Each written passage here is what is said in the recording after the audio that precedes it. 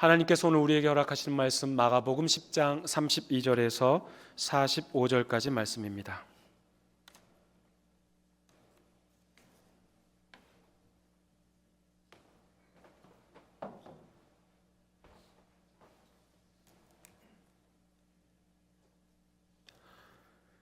하나님이 계시는 말씀을 한 목소리로 받들어 읽겠습니다.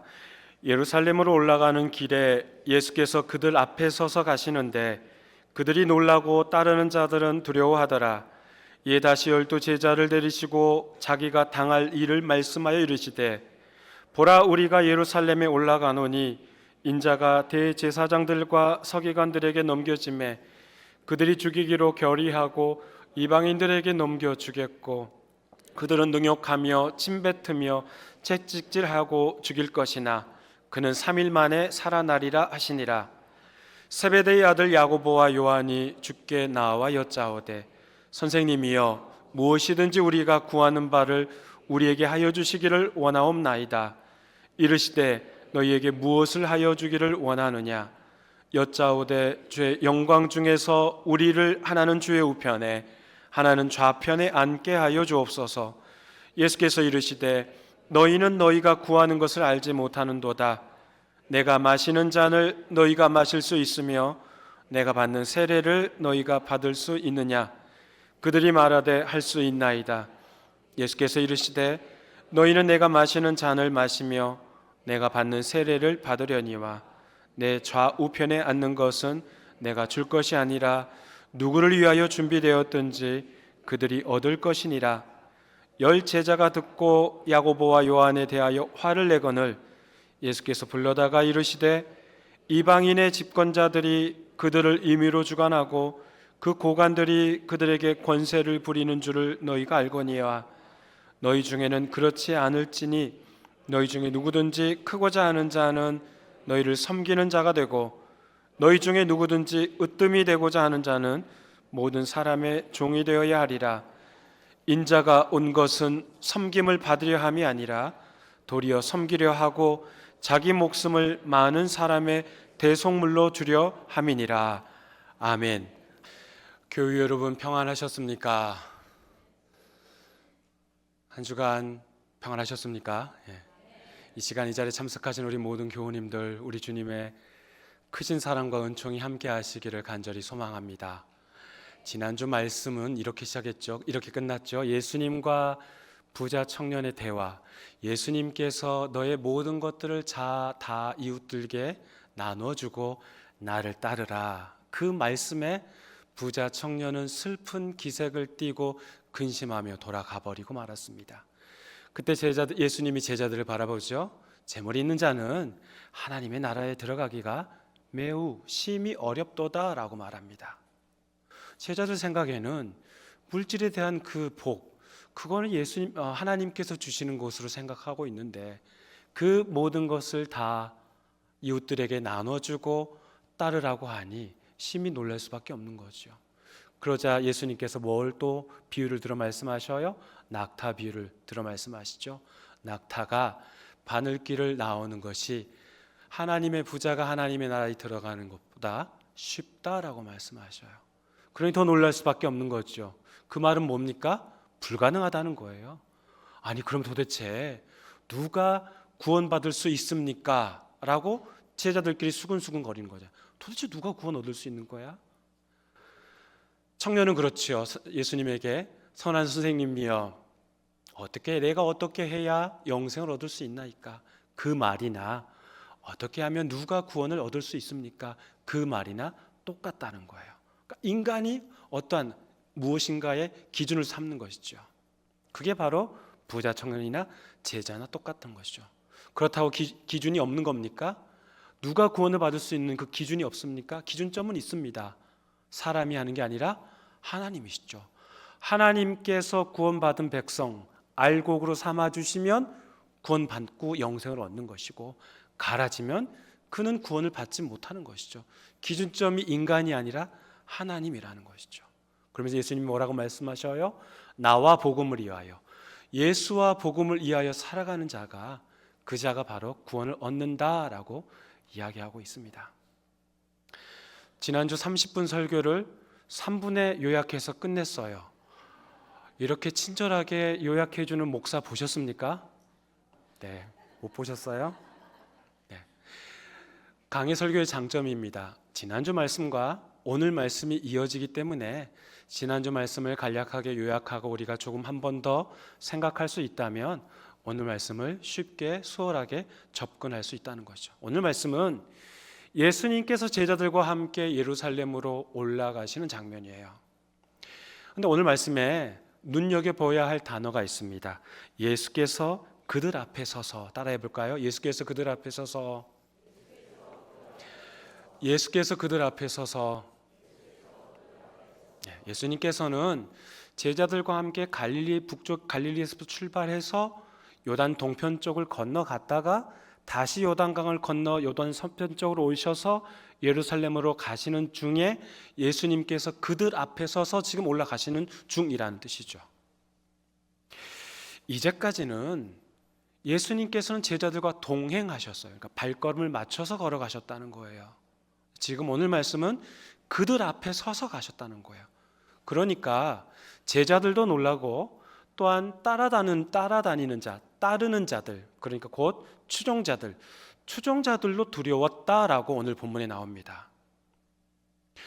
예수님께서 그들 앞에 섰다라는 것은 아직까지 특이한 문구예요. 지금까지 나오지 않은, 여기서 나오는 말씀입니다.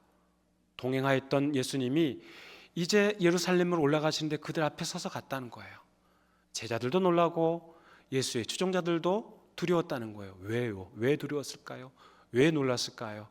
그 예루살렘으로 올라가는 그 예루살렘이 어떤 곳인지 알게 된다면 우리는 이해할 수 있는 거예요. 예루살렘, 이르샬라임, 평화의 도시라는 뜻이죠.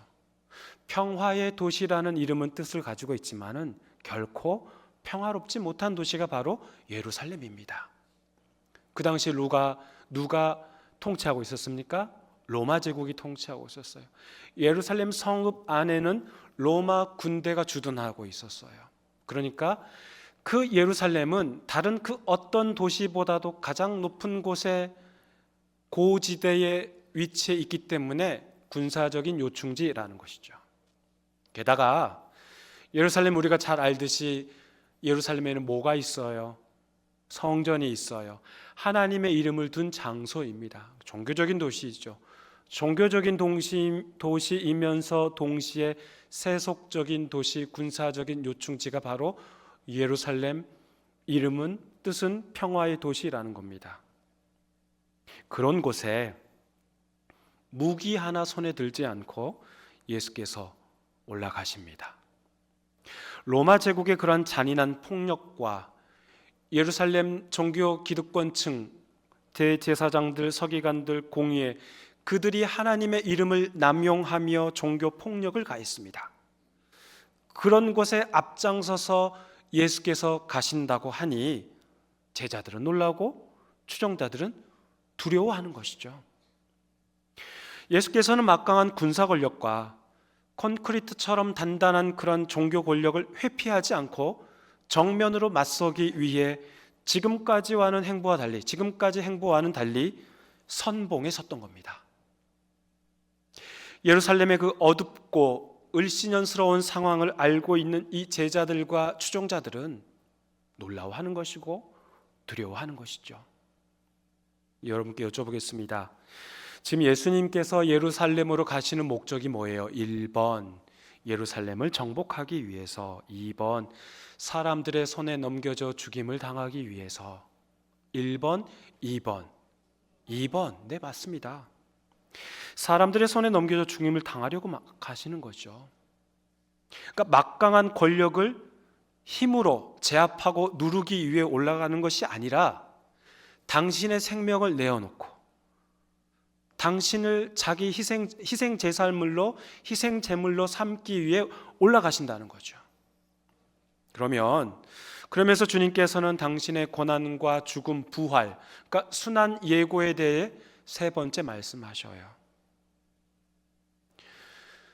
지금 예수님께서 그 순환 예고와 관련된 세 번째 말씀을 하시는 장소가 어디예요?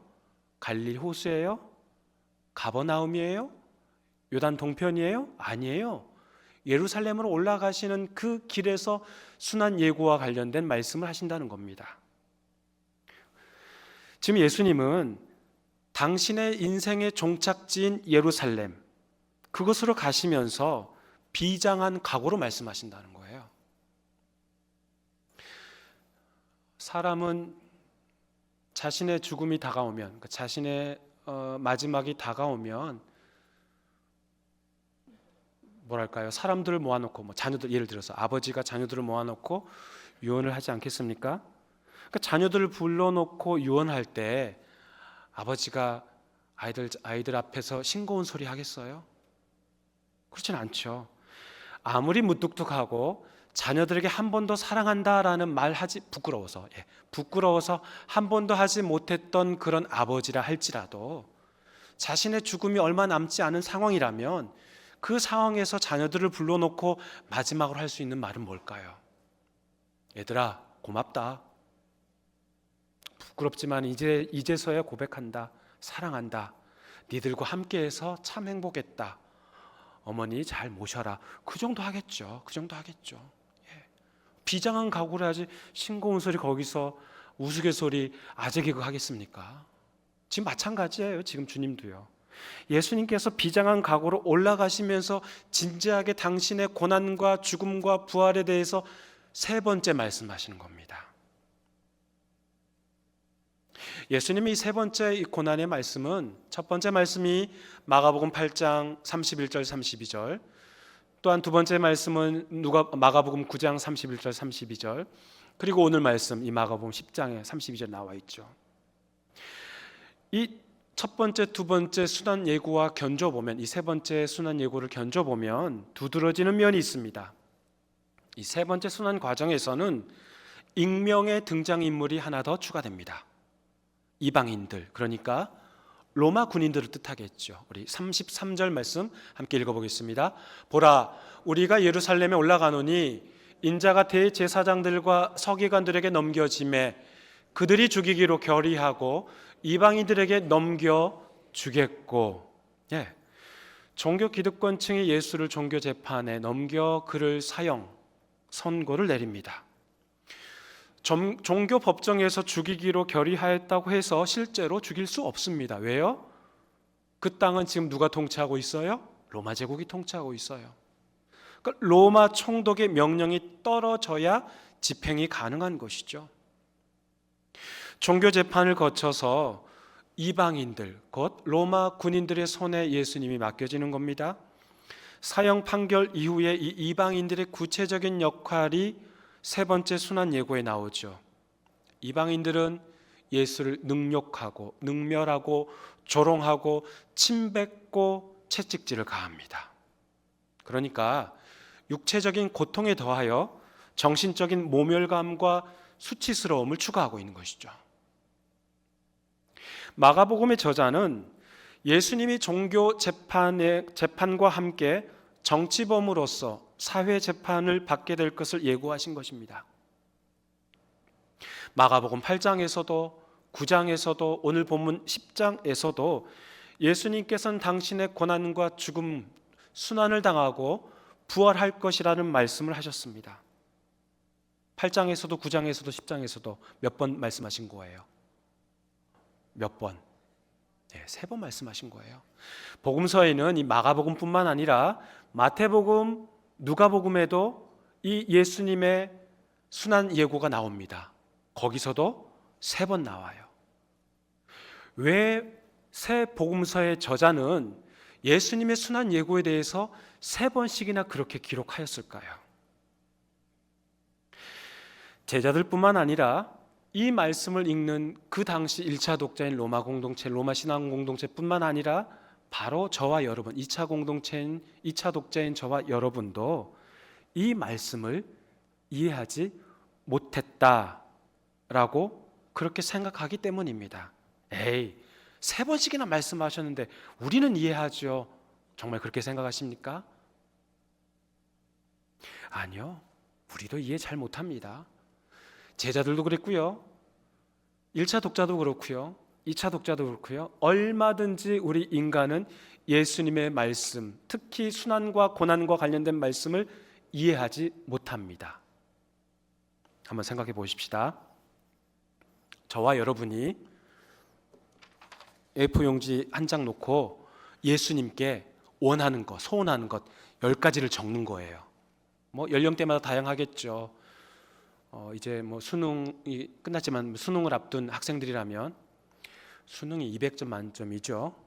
학력고사 세대라서 360점밖에 몰라요. 200, 수능 만점 맞게 해주세요. 또는 뭐 이런 대학에 들어가게 해주세요. 엄마 아빠의 건강을 지켜주세요. 우리 개똥이의 반려견 개똥이의 건강을 등등의 뭐 여러 가지 그러한 이야기 기도 제목을 적겠죠. 여러분들 마찬가지로 45평에서 60평으로 방 이사하게 해주세요. 주식이 좀 대박 나게 해주세요. 뭐 등등 뭐 여러 가지 적겠죠. 건강 지키게 해주세요. 회복하게 해주세요. 등등. 뭐 그게 나쁘다는 건 아니에요.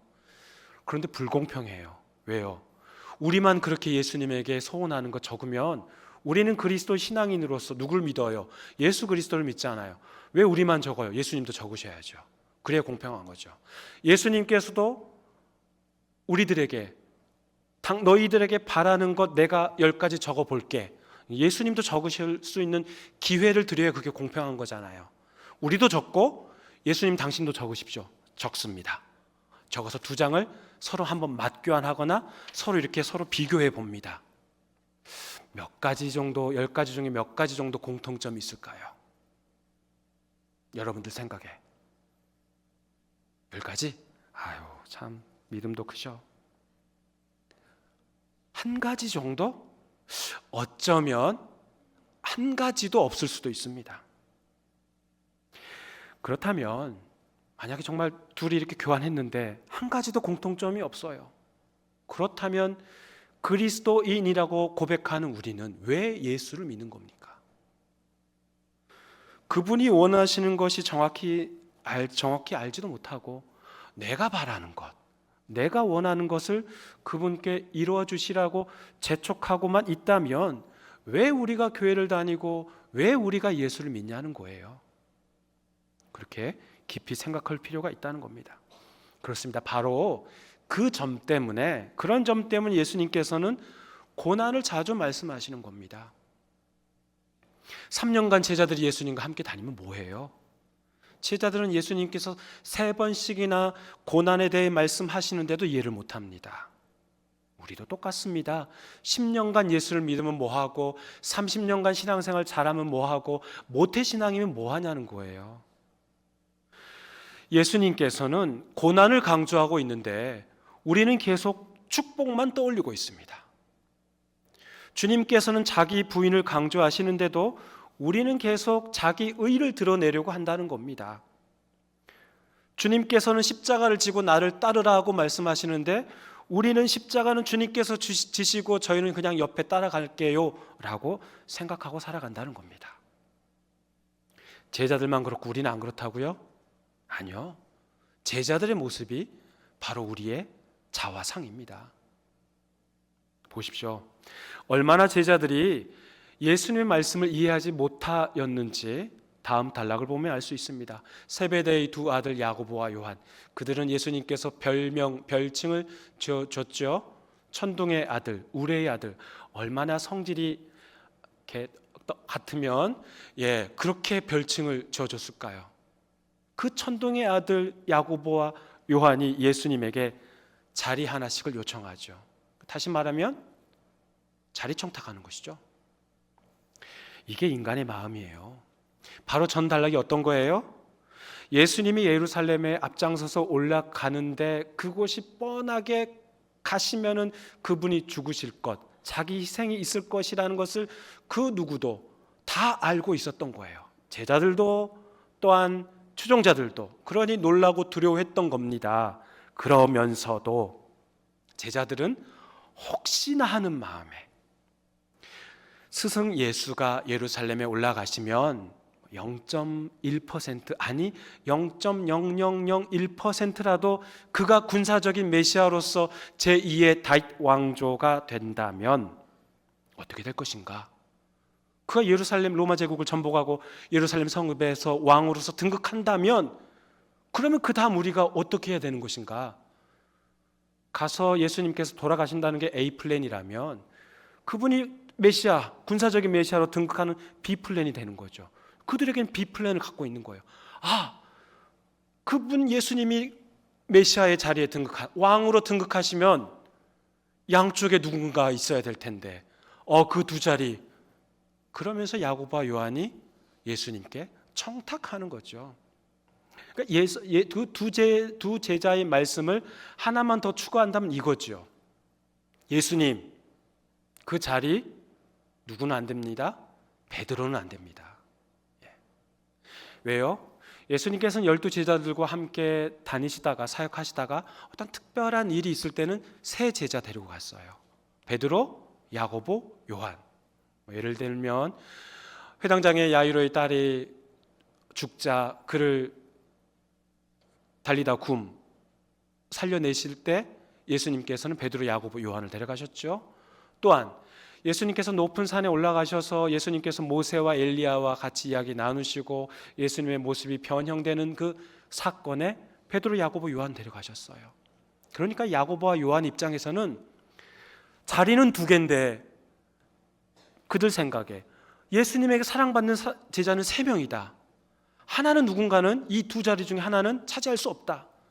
그러니 누구만은 안 된다? 김 목사만 안 된다? 아니요, 베드로만 안 된다요. 베드로만 안 된다. 그들이 그 생각을 가지고 있는 거예요. 예수님, 베드로는 꼭 빼주십시오. 그런데 예수님께서 그들의 요구와 부탁에 질책하거나 비난하거나 꾸짖지도 않으셨어요. 38절 함께 읽어보겠습니다. 예수께서 이르시되 너희는 너희가 구하는 것을 알지 못하는도다. 내가 마시는 잔을 너희가 마실 수 있으며 내가 받는 세례를 너희가 받을 수 있느냐. 예수님이 말씀하신 그 잔과 세례, 잔은 고난의 잔이죠. 십자가의 잔입니다. 세례는 무엇입니까? 밥티조마이, 밥티스마라는 헬라어. 세례는 물에 잠기다, 잠수라는 뜻이에요. 물이 이렇게 있으면 물속에 사람이 들어가잖아요. 사람이 물속으로 이렇게 쑥 옆으로 들어가서 누워 있으면은 1, 2초는 괜찮겠죠? 한 1분, 2분 있으면은 이분 어떻게 될까요? 가시죠. 죽죠. 세례는 죽음입니다. 죽음. 여기서 말씀하는 주님이 말씀하신 세례는 죽음의 세례, 순교의 세례를 뜻합니다. 그러니까 앞단락에서 말씀하신 주님께서 말씀하신 그 세 번째 순환 예언과 관련된 것이죠. 그런데 이 두 제자는 겁도 없이 우리 뭐든지 다 할 수 있습니다. 예수님께서는 그들의 그러한 대답에 긍정적으로 말씀하십니다. 받아들입니다. 예수님께서는 세상에 권력 있는 자, 힘 있는 자들처럼 하지 말라. 너희 중에 으뜸이 되고자 하는 자는 종이 되어야 하리라. 크고자 하는 자는 너희를 섬기는 자가 되어야 하리라고 말씀하십니다. 근데 야고보와 요한은 알지도 못하면서 할 수 있습니다. 뭐든지 시켜만 주십시오. 그런 거죠. 그런데요, 실제로 하나님께서는 이 야고보와 요한 이들을 고난의 잔, 순교의 세례를 감당하도록 하셨습니다. 예수님의 가르침에 따라 제자들은 순교자의 길을 걷게 된 것이죠. 이를 누가 만드신 거예요? 이 일을 누가 하신 거예요? 제자들이 스스로 한 겁니까? 아니요. 하나님께서 하신 거예요. 하나님께서. 제자들이 마음 먹고 내가 그 고난의 길을 주님을 따라 걷겠노라고 서원한 게 아니었어요. 하나님께서 제자들의 마음을 바꾸시고 순교자의 길을 걷도록 만드셨지요. 세상엔 힘과 크기와 규모를 같이 있는 것으로 보고 야고보와 요한도 예수님의 좌우편에 앉아서 목에 힘주고 떵떵거리며 큰 소리치며 살고 싶었던 거지요. 그런데 세상에서 같이 있는 자리라고 말하는 그 자리가 으뜸의 자리, 큰 자리가 아니라는 겁니다. 섬김의 자리, 작은 자의 자리, 약한 자의 자리, 종의 자리가 바로 으뜸의 자리, 큰 자리라고 주님께서 말씀하고 계시죠. 로마 제국의 권력을 전복시키고자 주님께서 오신 것이 아니라 물질과 힘과 크기와 규모의 가치를 두는 그런 세계관을 바꾸고 하나님 나라의 가치관을 이 땅에 이루시기 위해 우리 주님께서 오셨습니다. 우리 주님께서 이 땅에 오신 목적이 무엇입니까? 45절에 나오죠. 같이 읽어보겠습니다. 인자가 온 것은 섬김을 받으려 함이 아니라 도리어 섬기려 하고 자기 목숨을 많은 사람의 대속물로 주려 함이니라. 아멘. 치욕과 수모의 상징이자 인간이 고안해낸 가장 고통스럽고 잔인하게 죽이는 처형 도구인 그 십자가, 그 십자가에서 우리 주님은 죽음으로써 인간의 모든 죄값을 대신 치르셨습니다. 이 세상에서 말하는 그 큰 가치, 큰 자의 가치에 속으시면 안 됩니다. 이 세상에서 말하는 그 힘과 크기와 물질과 규모의 가치에 속으시면 안 된다는 거예요. 가장 천하고 낮은 자로 살아가는 가치, 그것이 바로 으뜸의 가치, 큰 자의 가치라는 거죠. 오늘 말씀의 제목이 동상이몽입니다.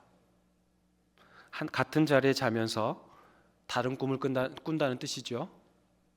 겉으로는 같이 행동하면서도 속으로는 각각 딴 생각을 해요. 예수님과 3년간 졸졸졸졸 따라다니면서 동행하면서 예수님의 기적의 사건도 다 보고 말씀도 하나님 나라와 관련된 복음의 말씀도 다 들었던 제자들이 지금 예수님이 선봉에 서서 예루살렘을 올라가시면서 부활과 고난과 죽음과 부활에 대한 세 번째 말씀을 하시는데도 제자들은 딴 생각하고 있었다는 거죠. 혹시나 군사적인 메시아로 등극하는 예수를 꿈꾸며 자신들도 한 자리 차지할 수 있다라고 생각하는 겁니다. 같은 방향, 예루살렘 방향, 예루살렘을 같이 올라가면 뭐 합니까? 서로 다른 생각을 가지고 있는데요. 그렇습니다. 우리도 얼마든지 그럴 수 있어요. 우리도 같은 방향을 바라보고 같은 목적을 가지고 걸어가면 뭐 합니까? 마음속이나 서로 딴 생각을 품고 있는데요. 예수 그리스도를 구주로 믿고 고난의 길도 감내하며 평화의 길, 믿음의 길을 가리라, 그런 마음으로 신앙의 길을 걷는 게 아니라 예수가 아닌 나를 위하여, 예수가 아닌 우리 가족을 위하여, 예수가 아닌 내 자신의 부를 위하여 그런 목적을 채우기 위한 삶을 살아간다면 동상이몽에 빠진 삶인 것이죠. 맞습니다. 오늘 주신 주님 말씀대로 살아가기가 쉬워요, 어려워요? 쉬워요? 어려워요. 어려워도 얼마나 어려워요? 많이 어려워요.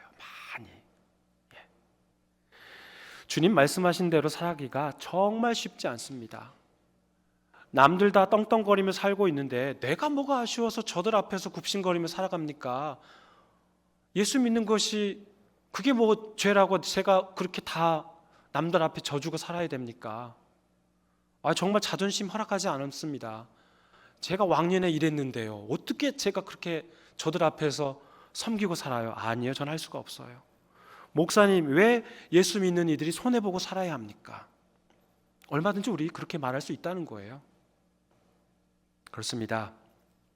제자들의 모습이 우리의 모습입니다. 그런데요, 그런 제자들, 세상의 가치관에 젖어 있는 그들을 예수님께서 빚어 가시는 거죠. 만들어 가시는 거죠. 하나님께서 그들을 변화시켜 가신다는 사실이 우리에게 큰 은혜가 된다는 거예요. 그들 스스로 회개하고 마음을 바꾸어 개과천선했다면 이 말씀, 오늘 본문 말씀 우리에게 아무런 도움이 안 됩니다. 왜요? 인간 스스로 노력해서 이루는 것이라면 도대체 얼만큼 노력하면 이룰 수 있는가? 해보겠죠. 이것도 해보고 저것도 해보고 노력해봅니다. 열심히 노력해봅니다. 안 돼요. 자포자기할 수밖에 없는 거죠. 그런데요, 제자들이 스스로 변한 게 아니라 하나님께서 그들을 바꾸어 가셨다는 사실이에요. 세상의 가치관에 함몰된 그들의 길을 주님께서 180도로 바꿔 돌려놓으셨다는 거예요. 그러니까 우리는 동상이몽에 빠져도 괜찮다는 거죠. 예. 왜요? 성령께서 우리를 인도하시고 성령께서 우리를 안내해 주시기 때문입니다. 할렐루야. 사랑하는 교회 여러분, 우리 주님께서는 우리의 자만심과 우리가 가진 세상적인 가치관을 내려놓게 하십니다. 결국 우리를 작은 자의 가치, 종의 가치로 우리를 빚어 가십니다. 성령 하나님께서 인도하시는 길, 그 길이 비록 고난의 길이라 할지라도 인도해 주시는 대로 묵묵히 걸어가는 저와 여러분의 삶이 되기를 주의 이름으로 축원합니다. 하나님 아버지 감사합니다. 3년간 열심히 따라다닌 제자들도 전혀 다른 생각을 하고 살아가며, 또한 그들은 예수님이 혹여라도 군사적인 메시아로 등극하게 되면 양 옆자리를 달라고 부탁하기도 합니다. 그 소식을 들은 남은 제자들도 화를 냅니다. 제자들의 모습이 바로 우리의 거울과 같습니다. 하나님, 우리가 그런 존재입니다. 인간이 그런 존재입니다. 동상이몽에 빠진 우리들이지만 성령 하나님께서 우리를 인도해 주시고 하나님께서 예수 그리스도의 말씀을 통해서 우리를 변화시켜 주실 줄 믿습니다. 그 믿음 붙들고 살아가는 저희들의 삶이 되도록 성령께서 역사하여 주시옵소서. 예수님의 이름으로 기도합니다. 아멘.